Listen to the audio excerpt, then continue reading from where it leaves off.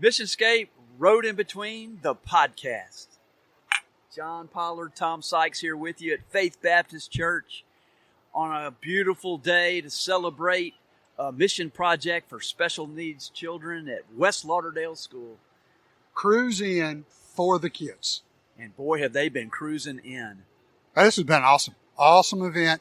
We've got a full day lined up. I know we've got several great families that we're going to talk with, but Tom and I have actually been walking around as these guys, as these trucks, as these cars have been coming in and taking some pictures, taking some video. We'll certainly share with all of you with that. But there's some cool stuff here. I don't know if you saw the Big Mac truck flatbed come rolling in with the Tonka strapped to the back. Did it really? That's awesome. Oh, man. And I saw a helicopter fly in. Helicopter flew in right when we were doing a Facebook Live. A helicopter started flying around.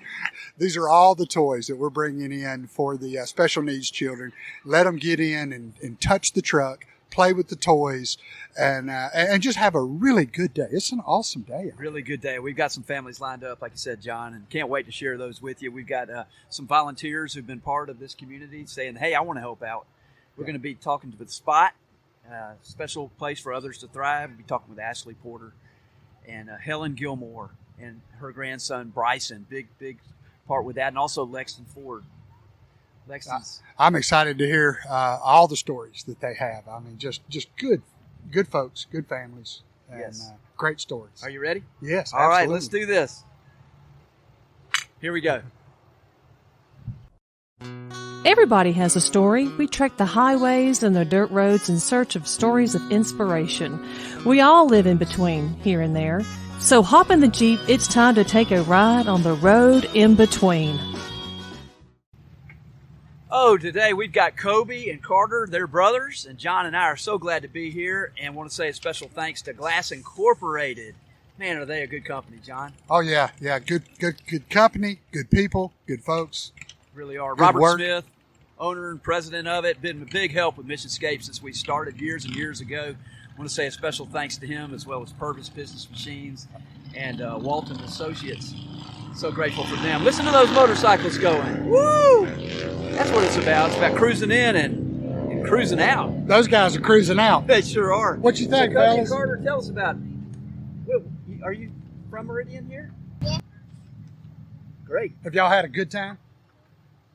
Have you seen all the trucks? Have you got a few more to go look at? We looked at all the trucks. We did everything. All we need is just a couple more stickers. Stickers. Very good. Very cool. Very good. We're going to go to Snowbiz in just a minute, John. Get ready for having Good deal. I'm hungry. Yeah, we're going to do it. Anyway, thank you again to all our sponsors. Thank you, guys. Road in Between, the podcast. We are here at Faith Baptist Church for a cruising for the kids, and we've got all kinds of fun things behind us. But today we're especially thankful to have Helen Gilmore and her grandson, Bryson Cash, who is with us to share their story. Welcome on to the Road in Between, Helen. Thank you so much. We're so happy to be here. You are an inspiration, and I said when we started this podcast, I've got to get Helen and Bryson on to share their story, but it's really not only your story, it's God's story. Absolutely. So tell us about Bryson. Well, just from the beginning, so we could just sit here and talk all day, but when my daughter was in high school, and she got pregnant with Bryson, we had ultrasounds and everything was good. She was about 30 weeks, and we went in just for a routine visit that day. And it was myself, Bryson's mom and dad, and his other grandmother, his dad's mom. We went in, we was all excited, and I could tell that there was the tech as she was doing the ultrasound. She just had a look on her face, and I asked her, is everything okay? And she said, well, the doctor will talk to y'all, a little later. So we went out, and me and Diane, Bryson's other grandmother, was sitting out there, and we were just talking. And my daughter come out, and she was crying, and she went straight to the car. And the dad came over and told us that they had saw some fluid on Bryson's brain. And so our journey started then. We went back, the doctor talked to us, and they thought that Bryson had hydrocephalus, which is waterhead baby. And she told me, that our care would be turned over to Jackson. We would be seeing specialists from then on out. And they didn't give us much hope. We went down there, and Bryson did not have hydrocephalus, though. He was actually missing the midsection of his brain. He has what we call agenesis of the corpus callosum. And that is the message center of the brain to tell the body what to do. So that was missing. It was completely gone. And the fluid was just filling what was missing. It wasn't continuously filling. So we began our visits in Jackson, and the doctors told us that he may be stillborn. Gave us all kind of scary things that, could happen. So we just had to wait. And we began to pray. We've prayed a lot throughout this journey. And, fast forward, Bryson was born. A beautiful baby. Yes. Absolutely beautiful. And look at that smile. He's just laughing. He was born in Jackson, and the day we were supposed to come home, it was a couple of days after he was born, he started having seizures. So he spent a week in ICU, completely knocked out. They would have to bathe his face with cold water to even just get him to eat. So we brought him home. Again, multiple seizures, sometimes 30 and 40 a day and at night. And they told us he would never be seizure free. And at about 3 months old, we found a medicine. He had 3 seizures that day. And that was the last one he had. Wow. What? 3 months old. Now, he still takes seizure meds because they're still there. They're just not, that medicine keeps them controlled. And so we weaned him down. He was taking like 7 medicines, weaned him down. Bryson has cerebral palsy. He has swallow issues. We've had a rough, since 2021, he had double hip surgery. Double hip surgery. Mm-hmm. And where'd you have that? We had that in Shreveport. Shreveport. Mm-hmm. Yep, that was very unexpected. I had just noticed a little lump on the side of his little hip and asked the neurologist to give us a referral to the orthopedic just to check things out. And thank God we did, because yes, but he had double hip surgery. Both hips were dislocated. Has hip dysplasia. The little sockets that the ball joint goes in is really shallow, and that is very common with cerebral palsy. And so we went and visited Shriner in Shreveport, and they are absolutely amazing. Another God thing. He put people in our place, and I think that's when I met you, Mr. Tom.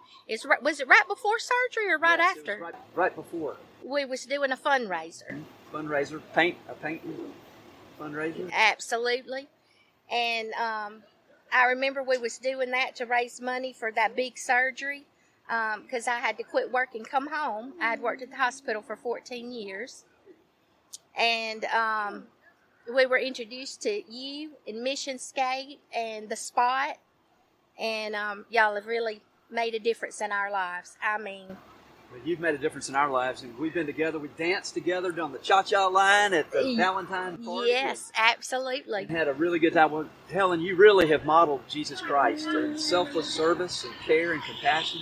You've got the biggest heart, and your love for Bryson and your family is just lifted our spirits. You give us inspiration. I know this road in between is kind of where you are, and it's that sense of, where do you find hope? And God brings people alongside your way, one person at a time. Absolutely. And you have done that for us at missionscape to show us with Bryson how to keep living, right? Absolutely. Life, and you get up and go, and I know it's difficult to get outside the house, but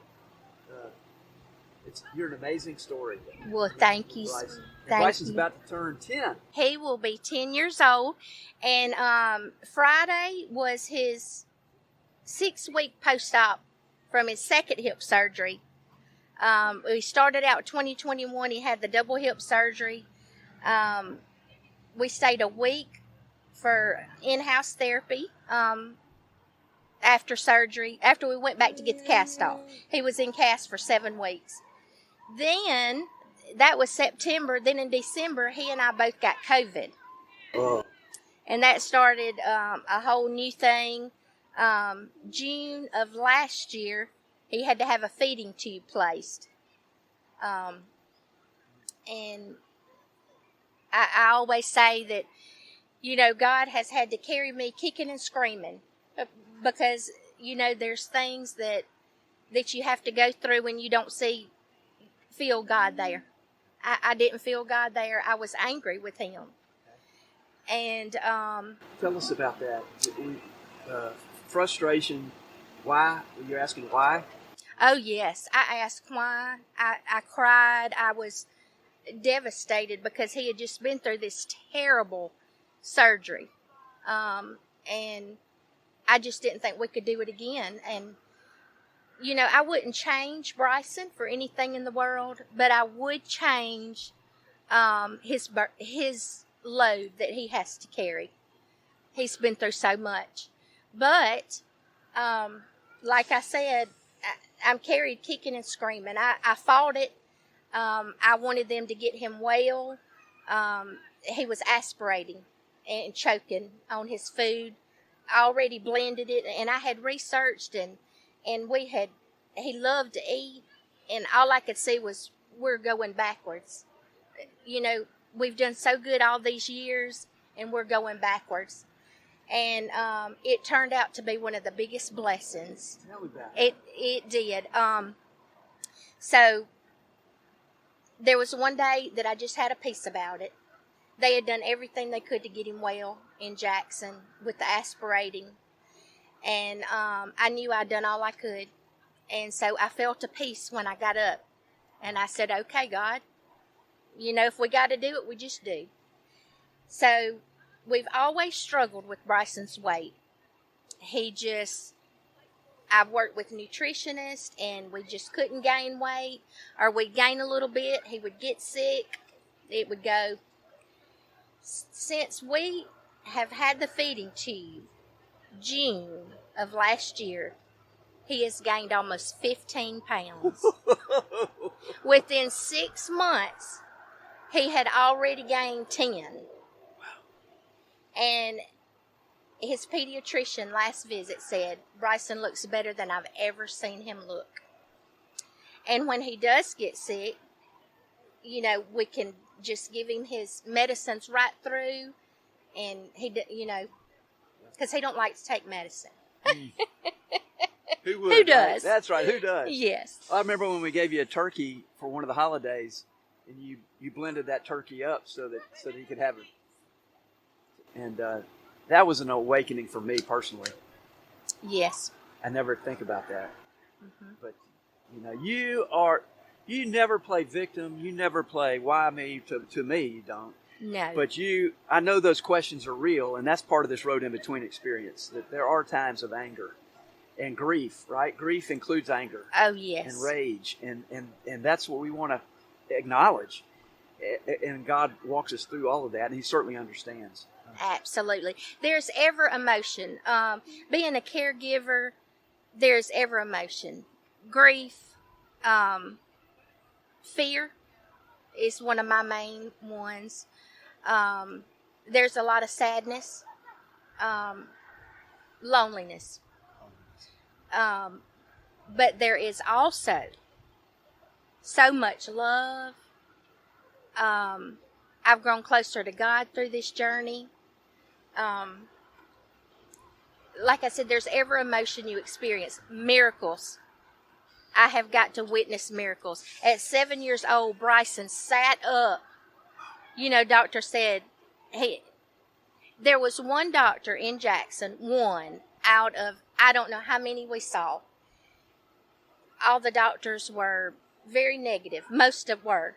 And there was one doctor that said, if you put Bryson in a corner and you never do anything with him, you probably won't never do anything. But if you love him and you interact with him, and there is no telling what he may do. And look, he's up here praising, lifting his hands. Yes. You're out and about. Absolutely. Absolutely. They're cruising for the kids, and you're going to touch a truck today. He loves outside. He is very happy. Now, like I said, we've had a rough couple of years, but he has come back, and he has amazed even the therapist and the doctors. They just can't believe it. Yeah. Beautiful. Well, we give thanks for you, Helen and Bryson. Thank you for being on the road in between and sharing a little bit of your story. We look forward to keeping up. Absolutely. And celebrating your life and being a caregiver. And we want to thank you for that. Take care. Thank you. All right, I'm here with Lexton Ford with the MCC golf team, Meridian Community College, helping out, volunteering for this special needs event. We're cruising for the kids. Thank you, Lexton, for being here. Thank you for having me. So glad you're here. You just won a golf tournament with Hayes Henson and George Arrington. That was a fun weekend. It was really fun. My gosh, you saw a hole in one? Yeah, 17. Hey, Hayes hit it in. We was tied going in with 2 to the left to play. Hayes knocks it in the hole. Oh, my gosh, y'all win the tournament. All right. We went crazy. Crazy time. That's so good. Well, thank you for coming down to Meridian. And what led you from where you were at home? Where did you grow up? I'm from Lenoir, North Carolina. So it's a long ways away, 10 hours. Every time I drive, it gets a little bit faster and faster, but it's still a long way. A long ways. And what led you to Meridian?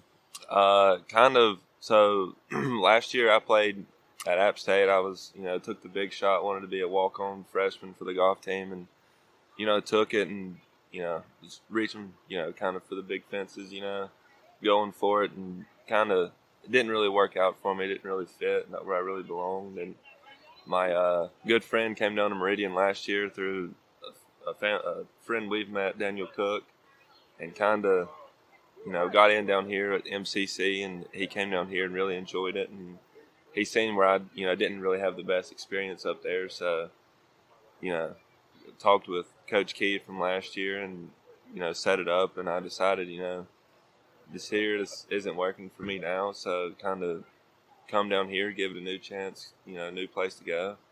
I came down here and it's been great. We're so glad that you are down in Meridian.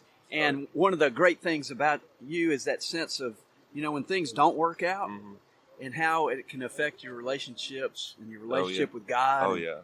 Yeah, it's not a coincidence that I'm here, especially with how great of a time I'm having, how good it's all worked out for me, with me signing the deal to go to Southeastern, for next year. It's all part of his plan, and I'm just, I'm thankful for, the trip I've made and the journey I've been on and how it's really worked out for me. So I'm blessed and so from thankful. Lenoir, North Carolina to Appalachian State. Yep. Boone, North Carolina. With that, did you do a lot of skiing up there? Honestly, I live 40 minutes from the ski slope. Never been skiing. You never have. Never been skiing. Oh my goodness.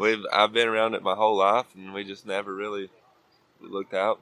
I mean, it's always been right there in our backyard, and we see people from hours and hours away come, and we're just like, have at it, go ahead. And then from Appalachian State.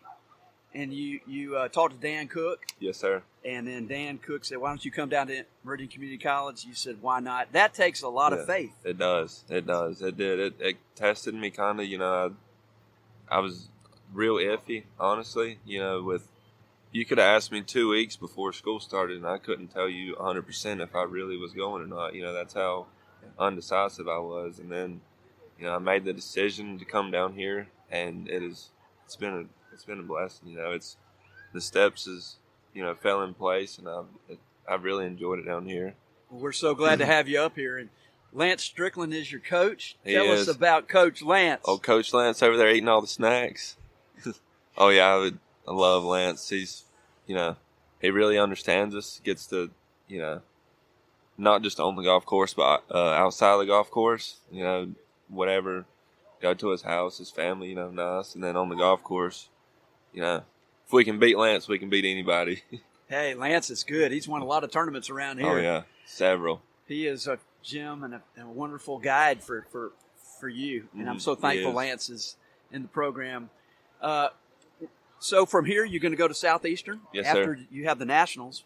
So tell us a little bit about your golf. Have you had a few rounds that were just really special? Oh, yeah. So last semester, I came here. I was playing pretty well at the start of the semester, last semester, my first semester, and then kind of started going into a slump. And, second half of last semester was just really, I was just down and out and couldn't find my swing, couldn't score well.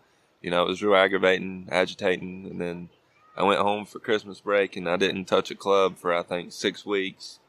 And I come back and just start over fresh. Actually, my swing coach down in Louisiana, he's from Gonzales, Louisiana. I went on there a couple times, seen him, changed my swing a little bit. And then right there 2 weeks later, I started playing some of the best golf I've played in a few years.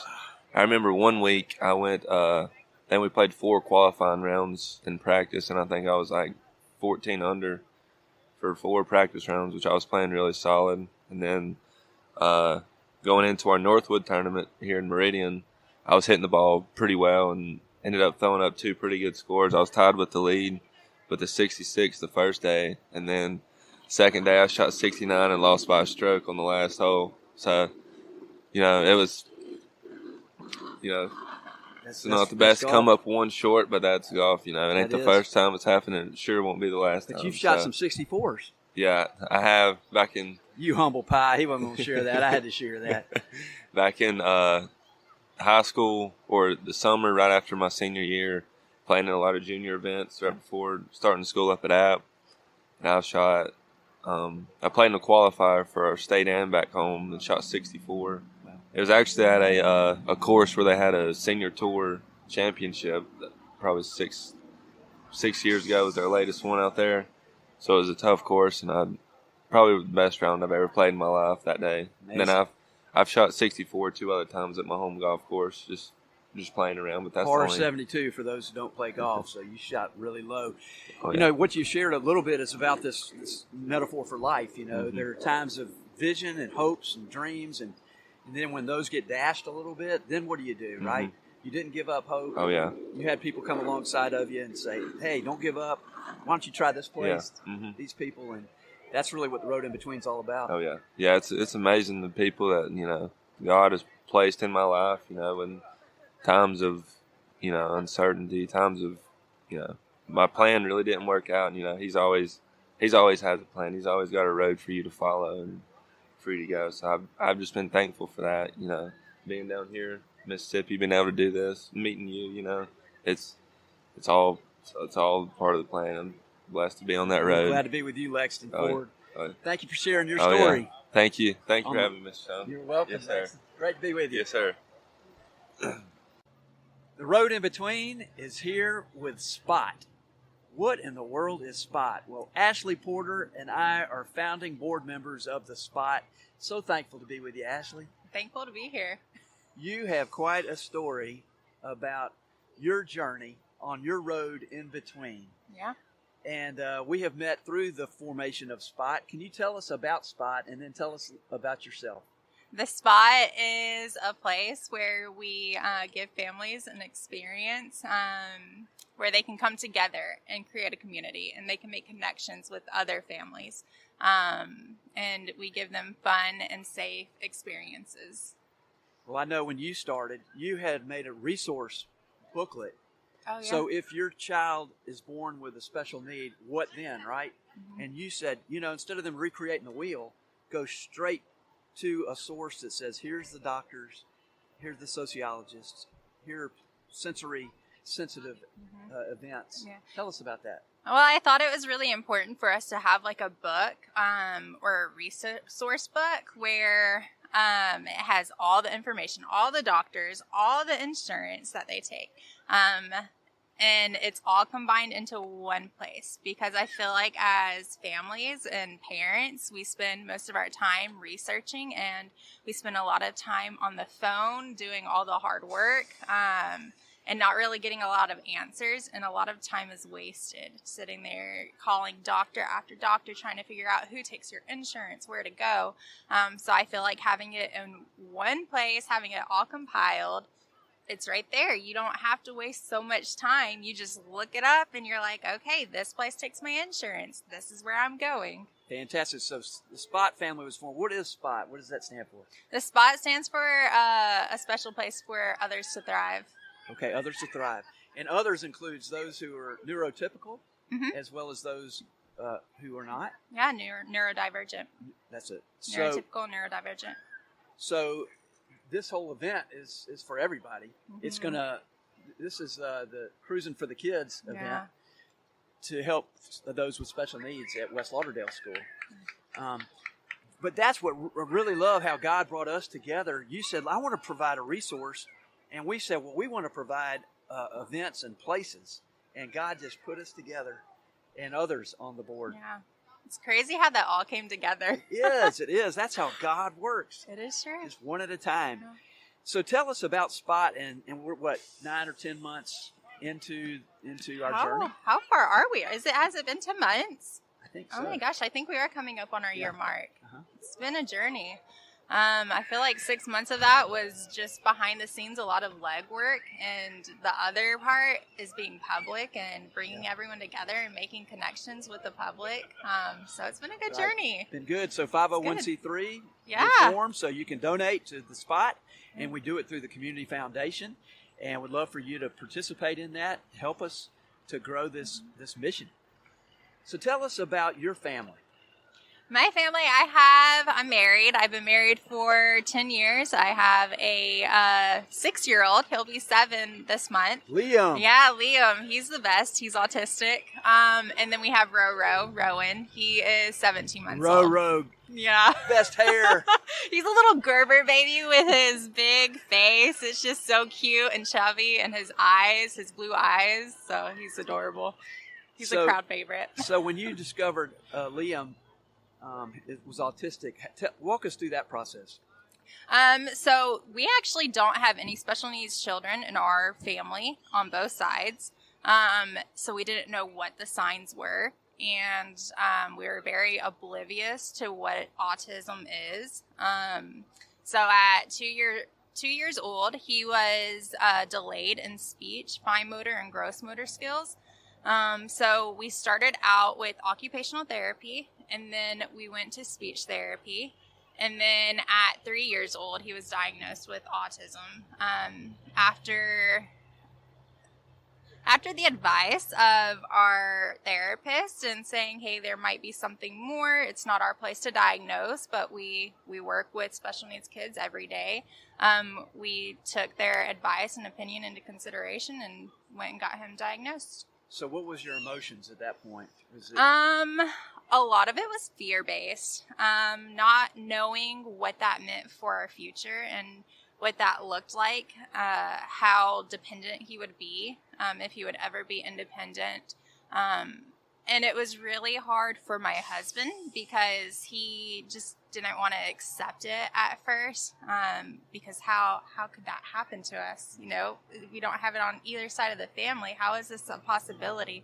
But I think God is in the details, and he knows exactly what each person needs. And Liam has been such a blessing to our life and helping us expand on compassion and empathy and having a love for others that we wouldn't have had without him. And, the specialness that comes with it. Mm-hmm. The angels, right? So grateful. Your family's better, richer, real, sincere. Yeah, and the perspective he brings to our family and to those around him is so special and unique. He has this phrase that he says where there's power in my body, there's light in my body.